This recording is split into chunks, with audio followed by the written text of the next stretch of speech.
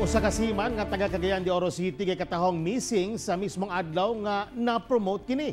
Ang detalye atong sayron pinagi sa live report ni Clyde Macascas. Clyde. That January 15 pa dang na-report nga na missing ang maong seaman.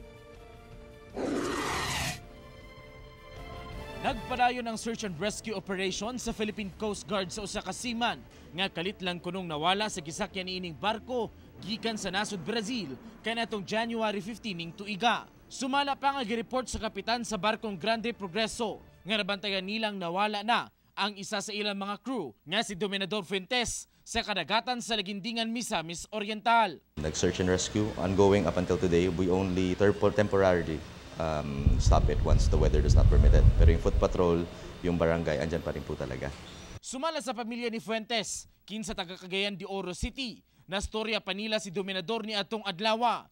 Gani gipaybalo sila nga na-promote kini, isip chief mate sa maong barko. Apan 2 ka oras kuno ang nakalabay, nakadawat na lang sila og tawag nga missing na ang maong seaman. Nakigalayo na sabang pamilya ngadto sa National Bureau of Investigation aron pa imbestigahan ang hitabo uban ang Philippine Coast Guard. Sa inisyal nga impormasyon gikan sa Coast Guard, posibleng nahulog sa gisakyang barko si Fuentes. Yung suspected pa rin is still man overboard dahil ang nangyari po a couple of days ago, nakapunta po ang team po namin composed of Philippine Coast Guard personnel at together with the family na rin po, with the wife and the uncle of Mr. Fuentes. So ang nangyari po is in-interview muna nila yung captain and then afterwards binatawag ng captain lahat ng mga personnel and interview rin po sila isa-isa. Hopefully finding signs na baka we were not sure of what could they have found. Pero ang ginawa po nila is inisa-isa po, wala daw po sila, ang family mismo parang wala naman silang naisip na may masama nangyari. Girombo na nila ang tibok barko apan pakyas nga mapalgan si Fuentes. Nakatakdang patuyukan og K9 unit ang tibok barko nga kasamtangang anaa karon sa kadagatan sa Villanueva, Misamis Oriental. Sa kabahin sa Maritime Industry Authority, Con Marina, naghulat pa sila og report og resulta sa investigasyon sa Coast Guard aron makahimo sab og lakang. Tak na nga mo ang pamilya sa maong seaman nga kung doon na may impormasyon sa kahimtang niini o sa iyang lokasyon, itaho kini sa pinakaduol nga police station o di bakaha sa Philippine Coast Guard. Tak? Okay, gawas sa mga pagduda no sa imong pakiginabi sa mga otoridad.